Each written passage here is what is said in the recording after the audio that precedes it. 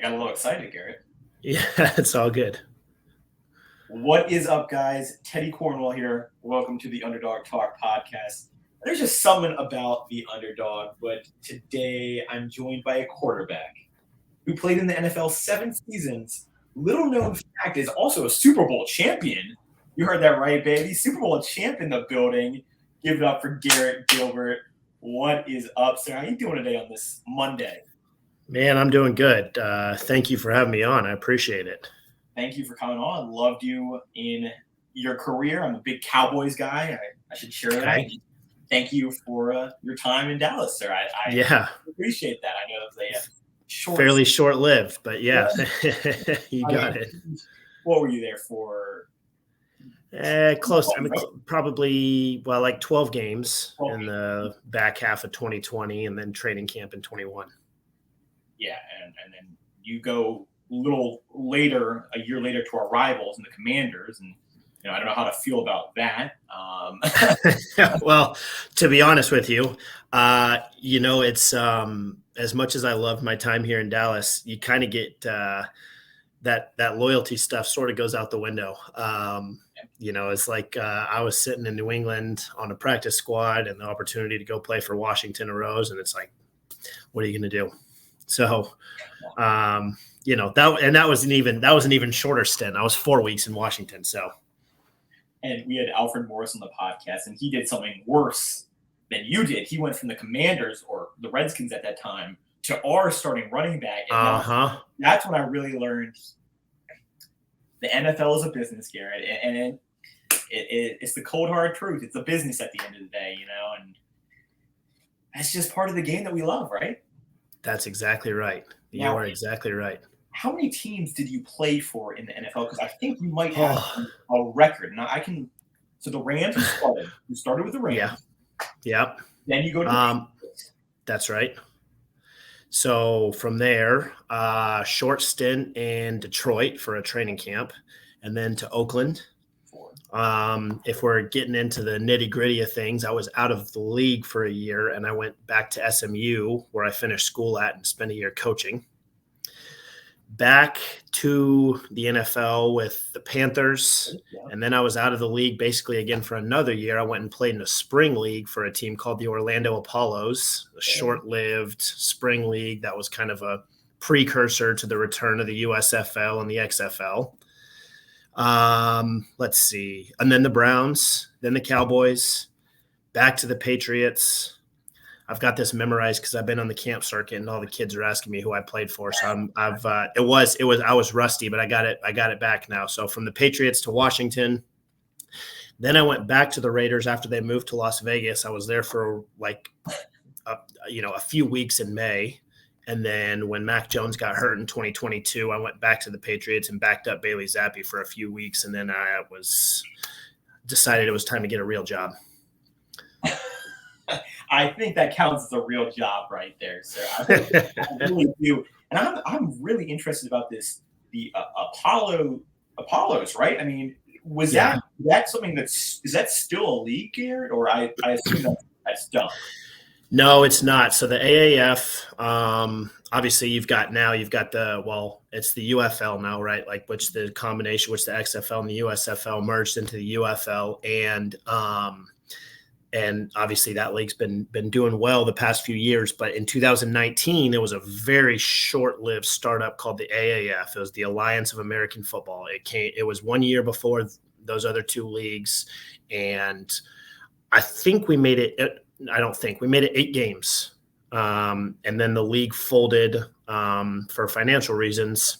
And a few guys have gone on to be successful from that league. But at the time, for me, it took me a while to decide to go do that. It was hard. It was hard for me to make the decision to go play in one of those leagues to begin with, but it ended up being the best thing that I ever did for my career. And just in terms of getting to go play football again, I was kind of reminded of what it was like to be the starter. And I met a lot of great friends. You're playing with guys who are everyone's goal is the same. They're trying to get back to the NFL. And we had a blast playing together, and it ended up working, being really good for me in terms of just putting some stuff on tape, getting comfortable, like playing again. And I was able to go from there to sign with the Browns and in 2019 and go be Baker's backup for a year there. And that was so yeah, all that to say that was one of the better decisions I made during my career. And if I'm right, you threw the first touchdown in league history, right? Well, yeah, I mean, yeah, it was, I think now, this is, yes, but I think I was just, happenstance of we were the only Friday night game that week. And so I just happened to be first to the punch because we were the first game in league history. So I will take it though. I mean, that's a nice little 26-yard bomb, and I would take that in the history books for the rest of your life. And obviously, you then go to Cleveland, where you do back up Baker. You come in fourth quarter against the 49ers, I believe. What was that like coming in, back into the NFL after being in that league? And what's the main difference? Obviously, the competition, the crowd. What are the other differences between those two leagues? I mean, I think, to be honest with you, I think that's really it. There's not a ton of guys that are playing in the AAF that aren't, just one step away from being NFL ready. There's definitely a cohesiveness that NFL defenses play with that I would say was probably next level. And obviously, there's no weaknesses across the board in NFL defenses. And that's probably the two biggest differences is, just the windows are, obviously there's a lot of talk for guys going from, college to the NFL and how the windows go from here to here. Well, I would say, playing in that AAF, I mean, they're here and then you get back in the NFL and they're back to that. You have to be, everything has to be, just perfect for a play to work. Yeah. And I totally agree. And I find it like AAA. Would you kind of compare it to like AAA in baseball, kind of that step right under the majors or right under the big leagues? Yeah, I think that's probably a good way to look at it. I mean, you're still getting really high quality, experiences. You're playing against a lot of really good players. And in fact, I think, I mean, obviously we'll never know because the league didn't end up, making it. But I think that was maybe kind of the plan was like become sort of a farm system for the NFL and sort of an officially, sanctioned league that the NFL looks to send guys to play some spring football and develop and then bounce back to the NFL once the season starts. And for whatever reason that didn't work, but that was, I think that was that's the way I tried to use it. I mean, obviously, again, I mentioned how much fun it was just playing ball again, but like it was sort of, for me, it was kind of a springboard. Gotcha. And did you choose to go to this league, or was this something that you and the coaches talk? Hey, take a break from the NFL, go here, and come back, or how did that all work? So my agent was pretty. I mean, I'd say instrumental. I mean, it was again. I said it was a tough decision. It was kind of it was about swallowing my pride and saying like, this is what I need to do in order to make it back to the NFL. And I think that was that was the gist of it. It was like, I was sitting there. I had been cut by Carolina. This whole season goes by. I'm kind of like, what am I going to do? Is it time to start, thinking about being done with football? And I was like, I didn't feel like I was ready for that yet. So I was like, let's give this a shot and see what happens. And again, I said earlier, but I really can't stress enough. That was like the best thing I did, because it had been at that point, you're looking at, this is 2018. It had been 5 years since I had been a starter in the NFL, a starting quarterback, going back to my last year at SMU. And so just to be able to get all of those reps under my belt every week and, confidence wise, feel what it was like to be like, I mean, it's sort of a cliche term, but to be like the guy again, I can't stress how much it helped me going back and prolonging my career a few years. Yeah. And, what's interesting to me about, you is you were on 9 teams in your 7-year NFL tenure. What was it like? Obviously, some would call you a journeyman, like a Ryan Fitzpatrick kind of guy who goes where he needs to go, balls out, etc. All that. We really see kind of the journeyman quarterback taking off. Another prime example to me is Jacoby Brissett. He goes where he's needed. He does what he has to do. Would you consider yourself a journeyman in the NFL? Yeah, absolutely. I mean, obviously, would it be nice to have, settled in on one or two teams over the course of those 7 years? Yeah, that'd be great. But that's not what was kind of laid out in front of me. And so I feel like, guys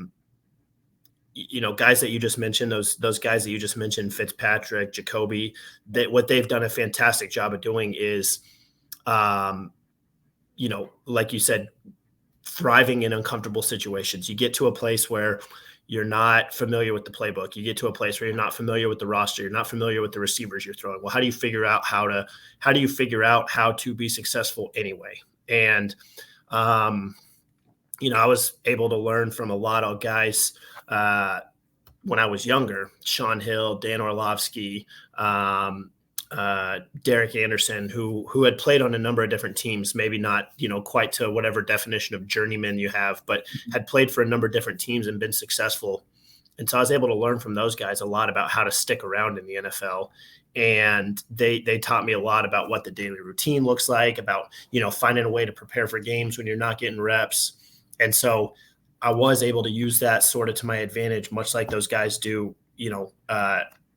the back half of my career, and find a way to stick around. And I think it's so important to embrace that role because the league is a next man up kind of thing. And obviously 2023 season, we had Gardner Minshew. I think he would get that journeyman kind of award for what he did in starting at the Colts and kind of just taking over, doing well in such a, like you described, uncomfortable new situation. So that would be my journeyman of the year if they had an award. And I think they should. That should be pretty cool, Roger Goodell. But anyways, obviously you did go through so many teams. I think the cool thing is you got to see so many different cultures in the NFL. I think you got to see, you got to meet so many people too. I think that's also a blessing as well for you. Now, what was it like, obviously, picking up your stuff and moving from city to city to city? How hard was that? Yeah, I mean, that's definitely tough. I think all the things you mentioned before are 100% true. Like, there's not many people that, first of all, get to play football for a living. So, like, I'm very thankful for that. I mean, there's also not many people that get to see as much of the country while playing a game for a living. And so getting to see, from, Boston to Oakland to, Detroit and St. Louis and all the other places we mentioned, that's awesome. Like, there's just not that many people that get to experience that stuff. But to answer your question, yeah, that is difficult. And the reason is because, I got married when I was just after my rookie year, and take the football aspect out of it. I mean, I was talking earlier about, finding ways to thrive when you're uncomfortable. I mean, being able to learn an offense and be in it for 3 or 4 years, that's invaluable. And I think when you see young quarterbacks succeed, especially higher draft picks, it's because they're given that freedom to develop within an offense, and they're not going through 3 or 4 offensive coordinators early on in their career. And those types of things are tough.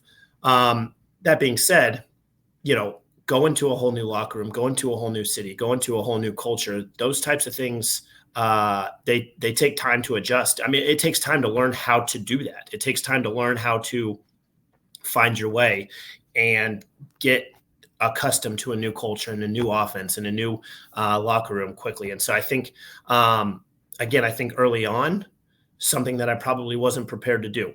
As I got later on in my career, it became a strength of mine. So, there's positives and negatives to both sides of that. And I think again, ultimately, I'm thankful to have gotten to go through all that, because I don't think I would have been the player I would have been. I don't think I would have, I ended up, you mentioned earlier, getting to play for the Cowboys. That was my first start playing for Dallas. And I signed there when Dak broke his ankle week 5 or whatever it was of the 2020 season. And then 3 weeks later, I'm looking at starting. And again, I don't know that I would have been ready for that had I not been through things that I'd been through earlier in my career. So a lot of that stuff I look back on and I learned from, and was able to, do a better job handling those changes.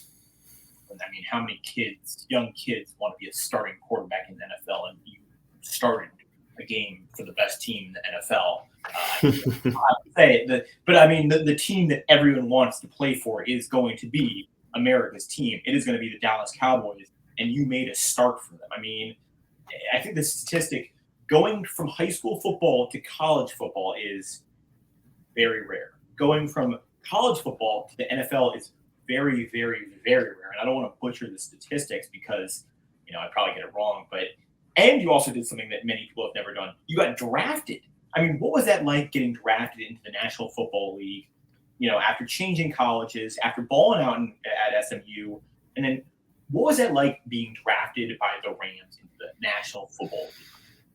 Yeah, I mean, it was awesome. It was a dream come true. To be totally honest with you, it's Saturday afternoon. The draft's been going on for 3 days by this point. I had quit watching. I was in the other room watching golf, and the draft was still on, of course. But when the Rams finally, I had begun to field calls, and my agent had for, hey, if the draft ends and you haven't been drafted, teams trying to, get me to sign with them in free agency once the draft ended.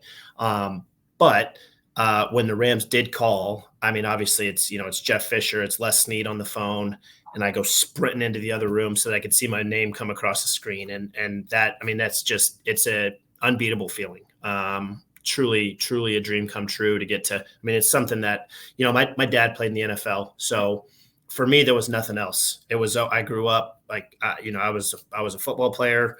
I wanted to be a quarterback like my dad. And I mean, just to be able to see that come to fruition, pretty unbelievable. And you balled out at SMU. I'm going to read the accomplishments you did because it'd probably be another 10 minutes on here. And obviously, I think it's interesting. And you had me thinking of Nikola Jokic, one of arguably could be going down as one of the best basketball players of all time. He got drafted in the second round during maybe, I think it was a McDonald's commercial or something like that. So I think it's not where you get drafted, it's how you do in the league. And obviously, you go to the Rams, you go to the Patriots, you get a Super Bowl ring, right? Yeah. You have a legit Super Bowl ring. I do. Yeah, I do. I mean, I was just on the practice squad. I don't want to take too much credit here. That was all Tom Brady's doing, and Malcolm Butler, obviously, with the goal line interception against the Seahawks. But to be honest with you, that was just, I was week 16. I had been released by the Rams from the practice squad. I was back home, and teams were starting to look at filling out their futures contract or practice squad sort of contracts and rosters for the next season. And the Rams had called about re-signing me. And my agent called the Patriots and said, hey, listen, I know you guys had worked out Garrett a few months ago. The Rams just called. They want to sign him. Wanted to let you guys know. And they said, we'll sign him. And so I got on the first plane up there to get to go watch and learn from Tom. And, we were, I say lucky enough, we got on a run, and, just getting to be around him every day was awesome. Watching him practice and perform and lead and prepare. And then obviously that game against the Seahawks, I'm sure everyone remembers the goal line interception by Malcolm Butler. And then, so I was able to ride some coattails all the way to a Super Bowl ring. A Super Bowl ring it is, sir. And obviously you were on the team. It's a team sport at the end of the day. That's all that matters. You have a Super Bowl ring at the end of the day. Millions don't. What was it like, being on a team with Tom Brady? What is he like? What makes Tom Brady so unique and the best quarterback of all time? I think two things. One, he was an absolute master of the offense, that scheme. He could operate it perfectly. It was special to watch, him at the line of scrimmage, getting his team into the right play, moving guys around. I mean, you hear him, yelling at Jules and Gronk on TV all the time and getting them to move here and there. And he was so good at that. And then the other thing too, that I always thought was just awesome. And this is just my personal, opinion of just watching him as a young 23-year-old kid. Like, he just had just the best grasp on how to lead. He knew he could put his arm around Gronk and then, jump on Julian and get on his ass whenever things, like for a drop pass or a missed block. He just knew exactly how to push everybody on that team's buttons and do it the right way. And I think when you can do that, you mentioned earlier, it's a team sport, right? You bring out the best of everyone around you, and it is a team sport, but everybody's looking at the guy who's talking in the huddle. And so that's what he was able to do so phenomenally was bring the best out of everyone. And I shouldn't have said the best quarterback of all time. In my opinion, I do believe he's the best player of all time. I mean, I think he's the best player, not only due to his statistics, but he reminds me so much of Jordan with that mentality. And I've never obviously met the guy, but from what I've heard, what I've seen, it is a winning mentality. Winning is the only thing this guy wants to do. And if you're in the way of winning, you got to move out of the way, and you can relate to that because you saw him up close and personal. And that's why I think he's the best player in NFL history because of his mentality. He might not be the most talented. He's no Patrick Mahomes of the talent. I don't think anyone would disagree with that, but the mentality is what makes him a champion. Business at business, he's a genius. He's a genius in everything. And totally agree. Just an absolute killer. Absolute killer. And you've got to play with, you've been lucky to learn and play with some great quarterbacks. Obviously, the best quarterback and best player of all time. That you were there under Baker, who I really think is an undervalued quarterback. And obviously, we just saw what he did in Tampa, leading them to the playoffs. And I think, Baker will have another bounce back season this year. And you got to play with Dak. And, you were with, I'm trying to think of, you were with, not Jimmy Garoppolo. You were with, Where at? Well, Jimmy was in New England with me. Yeah, that's what I was saying. So he and I were rookies together. So Jimmy and I were there. Cam Newton in Carolina, Matt Stafford, Derek Carr. I mean, you're absolutely right. I've gotten to see some unbelievable quarterbacks operate on a daily basis, and all of them, the ones who are successful for a long time, have a great way about just being in command on the field and leading and doing it their own way, but finding a way to bring the best out of the guys around them. Were you on the Carolina Panthers team when they went to the Super Bowl that year? I was not. I missed that. I was actually 2 years after that. So I was in 17. They went to the Super Bowl the 15 season. Okay, so you were on the Raiders then. Okay. That's right. Okay. No, that's I was thinking the person I meant to say is Derek Carr. I think obviously because he played with him, I think he's such an undervalued quarterback, and he's been balling in New Orleans, and I'm really excited to see how he does. Do you think obviously this shaped you as a quarterback? Do you think being a journeyman and going to all these teams and playing in the NFL shaped you as a person as well? Because I think at the end of the day, it is just a sport. What you take away from the game is so instrumental to becoming who you are meant to be. Would you say the NFL has shaped you into the person who you are today? 100%. 100%. I think, and again, I told you earlier, I've been sort of on the camp circuit, and that's the one thing I try to impart on the kids whenever I do get a chance to talk to them is football is, and sports in general, but I think football, because of its team aspect and just the adversity that you face and its embodiment of it's a microcosm of life. Not to get too philosophical or anything like that, but I really truly believe that. I mean, almost every single game is a battle of will. It's a battle of how you bounce back from adversity, and I think some of the adversity that I faced and bouncing around and, being told no and being told, hey, we're going to go a different direction. I think that did, help me and will continue to help me as I go forward. I mean, it's that experience is invaluable. Yeah. And you talked about the camps, which you're doing, and you're making a difference. What are your next goals? Do you see coaching again? Do you see, going to the sports media side of it, like we've seen so many, former NFL athletes turning to the media side of it all?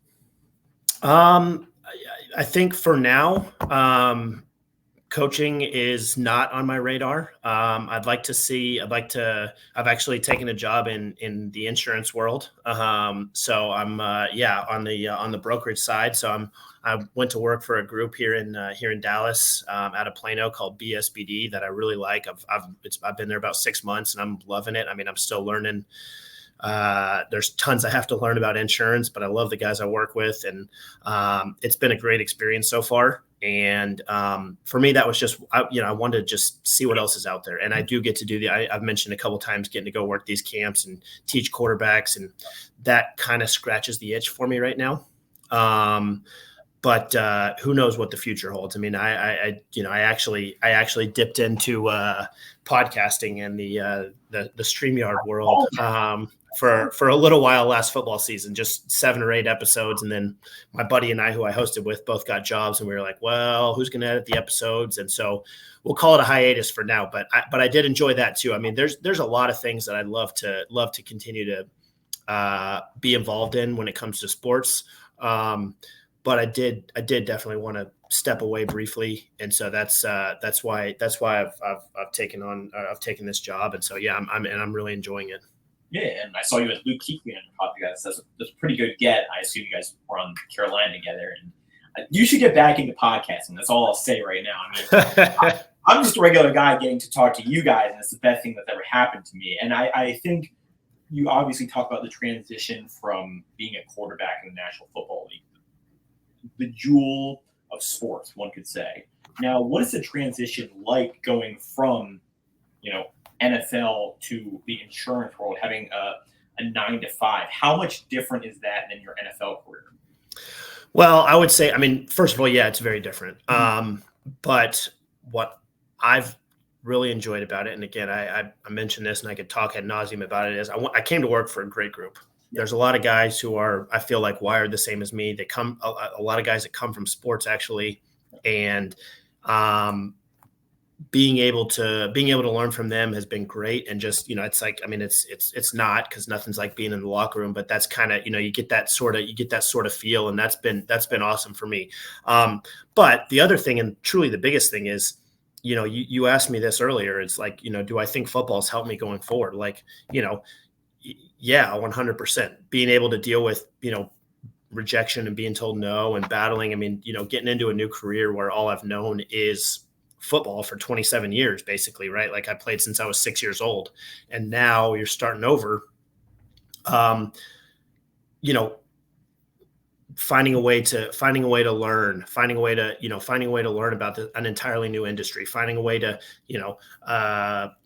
get told no, someone's going, elsewhere with their insurance needs, and those types of things. I mean, obviously they happen and they get used to it, but being able to deal with those things, I certainly learned a lot on how to do that from my time playing football. And we had Brian Urlacher on the podcast, and he talked about how hard it is, obviously for him and you, post-retirement, finding another, career. What would your advice be for someone who is looking, after their professional career, to find a job or to find that passion after you've kind of done that transition? Well, so, I think I may not be the best person to ask. It took me like 11 months to find a job. So I would say, for starters, hopefully you move a little faster than I did. But I think the biggest thing was, I spent a lot of time looking for something that I loved. Mm-hmm.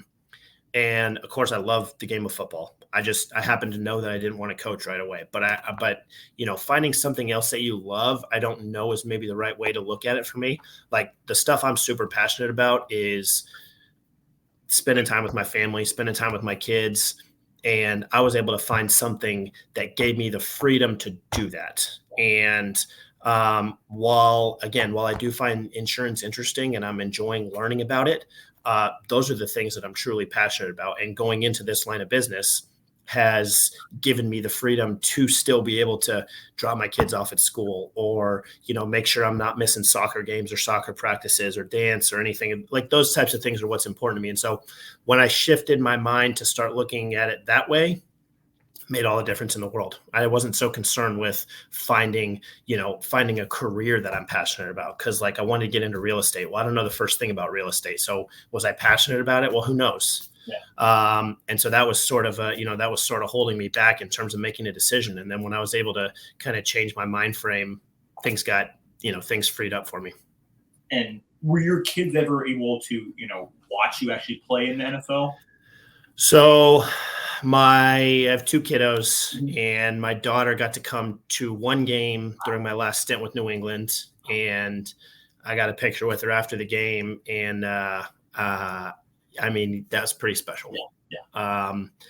I have memories of watching my dad play on TV. He finished his career with the Chargers, and I was young, but they used to shoot a cannon off every time they scored a touchdown, and it scared me. So I didn't like going to the games. Now, of course, I did go to a few, I think, but I do have my first memories are throwing the football to myself in the living room and watching my dad play. So for my daughter to get to come to a game and watch me was, pretty special, just because, that meant so much to me on a number of different levels. And your dad also played for the Bills, right? He did. Yeah. Yes. Yeah. Gosh, did you ever play? We just had a 9-time Pro Bowler on the podcast. I got to look. I actually, I'm not gonna lie, I forgot his name. I wonder if he played with. Ruben Brown. Sorry, Ruben. He was a 9-time Pro Bowler.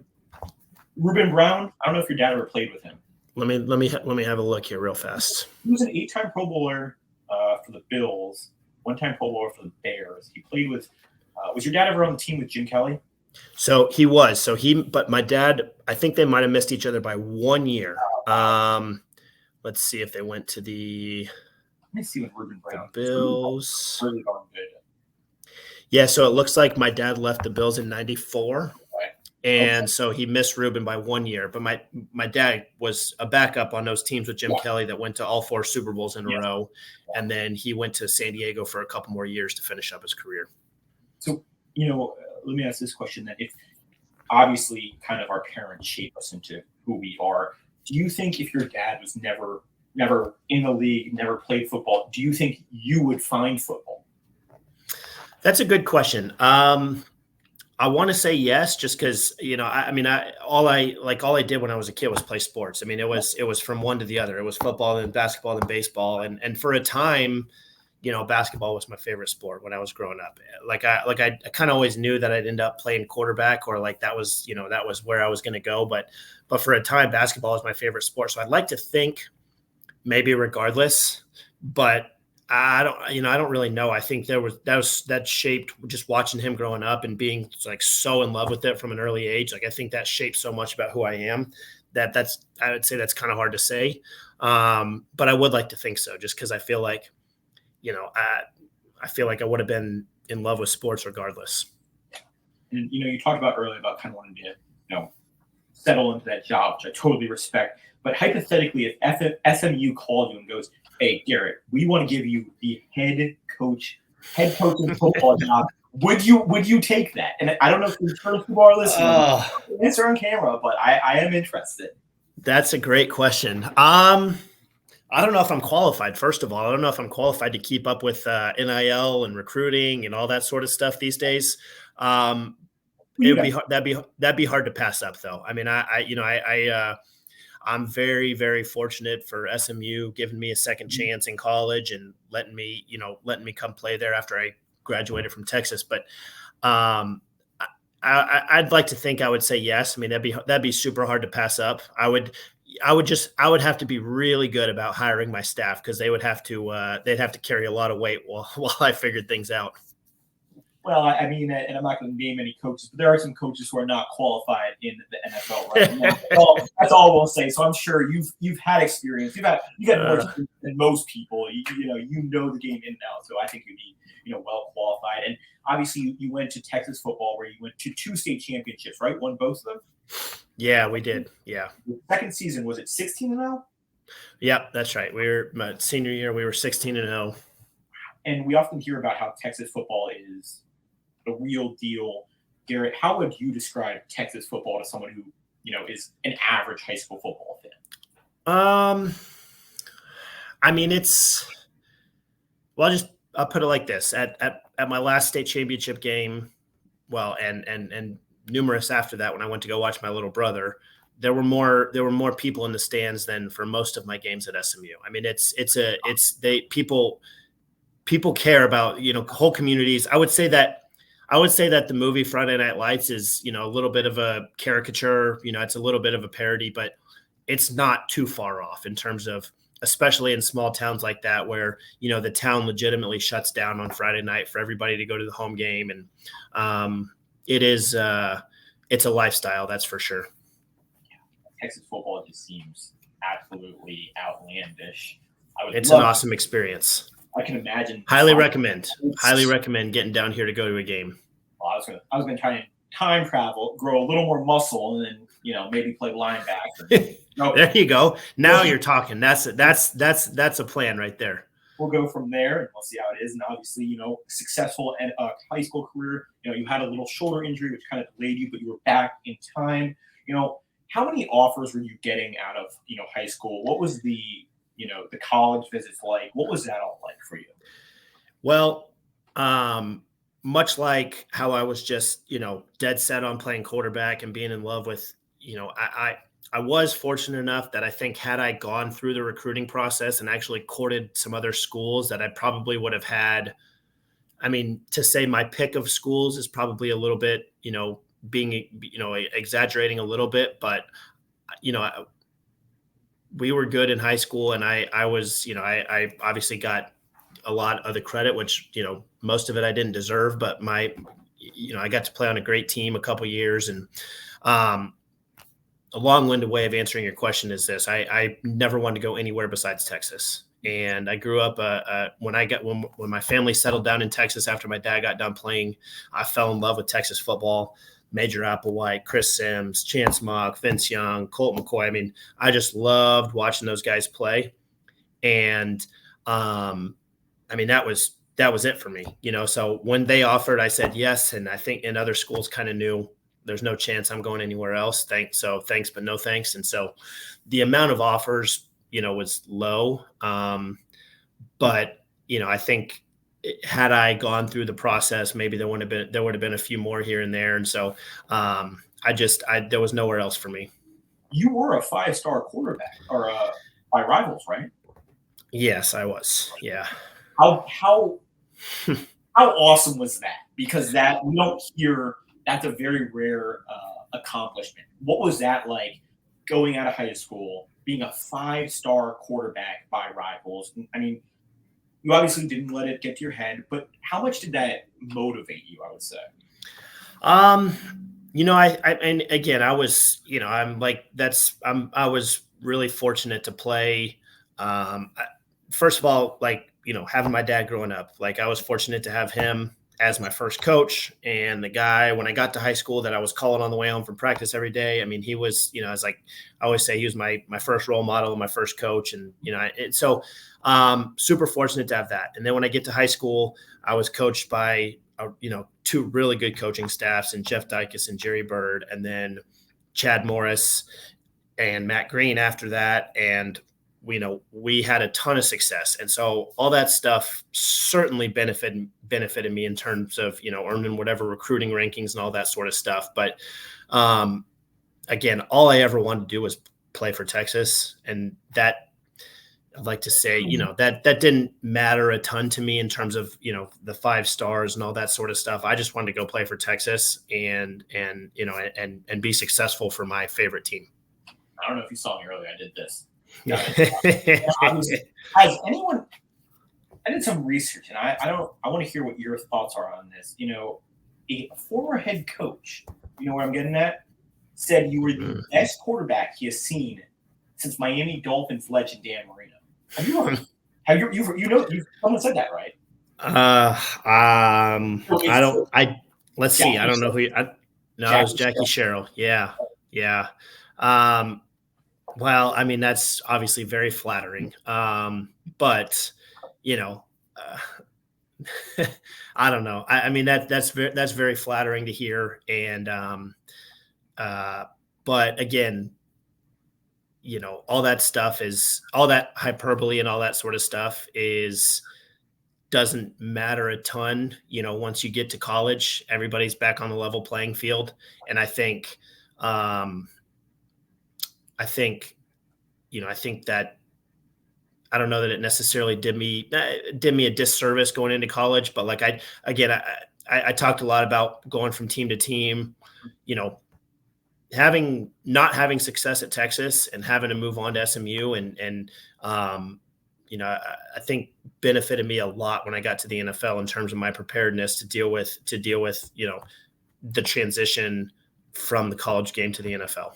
And so I think, I'll definitely say that, Again, all that stuff and all the build up in high school and all that's flattering. But once you get to college, everybody's on the same playing field, and you got to go earn it. And you got to go just like once you get to the NFL, it doesn't matter if you're a first round pick or, a 6th round pick, you got to go find a way to earn it.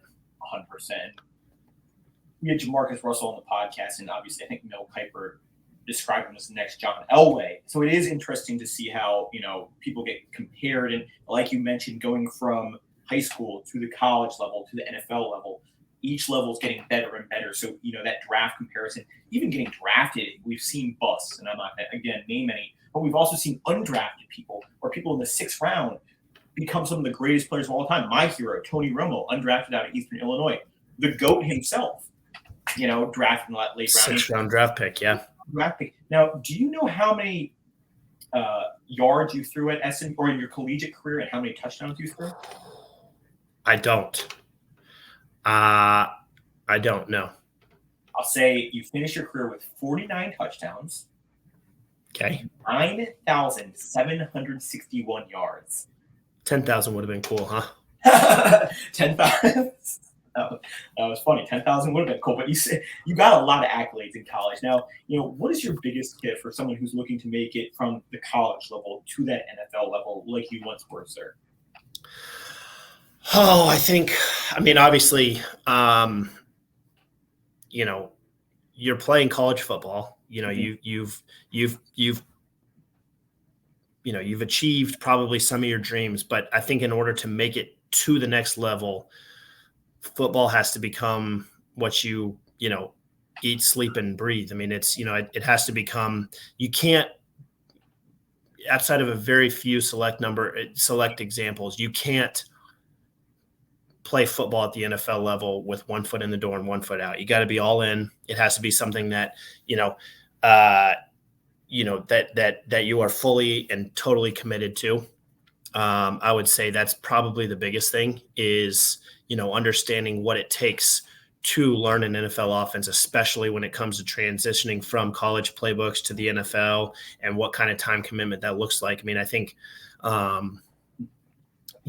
think for me, that was the biggest thing is realizing when I got to St. Louis, just how much a quarterback has to take on in order to be successful operating an offense. So I think that's probably the biggest thing. And then, I think just, on the physical side of things, like those guys are really good. And again, it's a full physical commitment to becoming the best physical version of yourself, and in order to have success at that next level. And I didn't realize it was. Well, I did, but it's a 365 day, and we had Ed Ingram, the starting left tackle for the Vikings, and he goes, "This is a 365 day thing. This is a eat, sleep, breathe thing, like you mentioned." And I always thought you guys had an off season where you kind of could relax, but even in the off season, you're still preparing your bodies, you're still recovering. It's a full on, lifestyle at the end of the day. I think is what it really is. Now, before I give you the floor and let you plug what you want to plug, I do want to talk about that Dallas Cowboys start, because I saw you there, man, and you balled out. What was that like getting a start? What was the emotions of starting in the National Football League? And you did well. You threw for 243 yards, right? With 2 tutties and 1 interception. So, that's still a nice little stat in your first start. What was that all like?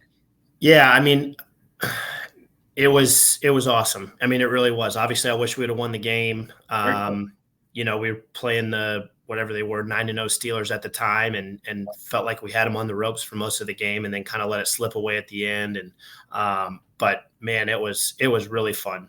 It was a dream come true again, and that was obviously getting to play versus in front of a packed house would have been, just taking it to another level. And I think because of COVID, there was still some limitations going on in the stadium, but truly, it's like, so at that point I was 7 years into my career, and, I kind of, or 7 years out of college, 5 years technically into my career. You don't know if those opportunities are ever going to come. And so just to be able to experience everything that week and take everything in, and then I felt like, I really, I felt like, at least from a personal standpoint, I really maximized everything that I had that came with getting the chance to start that week. And so I'll always appreciate that opportunity and getting the chance to, fulfill my dream and live it out in front of hometown fans in Texas. You see, it all comes full circle. That's what my whole message of this podcast. A Texas kid balls out in high school, goes to Texas, redeems himself with the Dallas Cowboys. It's a full circle moment right there, Garrett. And I actually do not remember. Obviously, we lost 24-19, I believe. I actually do not remember who you threw your 2 touchdowns to. Do you remember?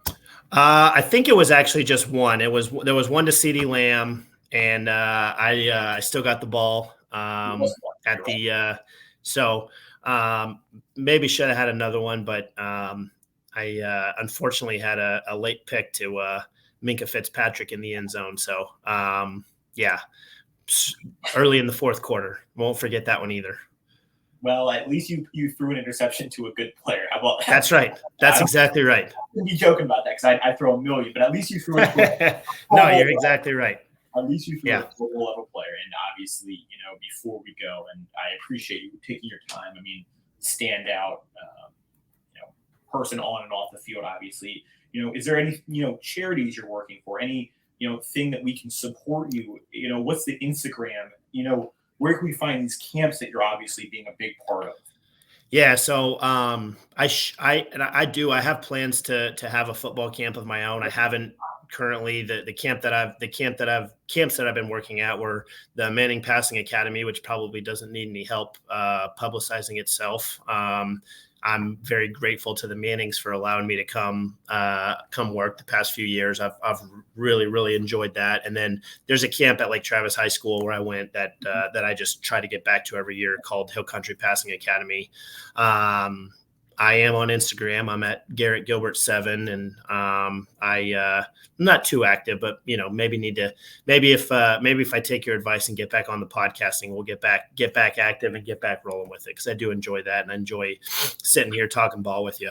Well, we've had some pretty cool guests on. If you ever need not that you need the connections, but if you ever need someone outside of the football realm, please let us know, because we'll get you some of those guys as well. And where did the 7 come in your Instagram handle? I thought you were number 19. Well, first of all, when you're on 9 teams in 9 years or whatever it was, you pretty much get every single number in the book. That being said, my first favorite number growing up, which was my dad's number in Seattle and Buffalo, was number 7. And then when I moved to SMU, one of our receivers, Derek Thompson, had number 7, and instead of fighting him for it, I just went ahead and made a clean switch to number 11. So 11's actually kind of my number now, although I never got to be it in the NFL. So I'm all over the place, man. I'm 3, I'm 5, I'm 11, I'm 7, I'm 19. So I just stuck with 7 when I made the Instagram, because that was my original favorite. And that's a special number for you. Obviously, that's your father's number, and one that you preserved well, and honored his career, and had the Gilbert last name in the NFL. So thank you again for taking your time, guys. Don't forget to like, comment, and subscribe on this video. Please, actually, first 5 people to follow Garrett on his Instagram, DM him, start a podcast. We will give you a $50 gift card to the NFL shop. And Gary, before I apologize them spamming you, and once this episode goes out, I don't know if they will or not, but DM him, or actually just follow him. Just follow him, and then like his pictures and stuff, and we'll go from there. But guys, don't forget to like, comment, and subscribe on this podcast. Until next time, guys, the Underdog out.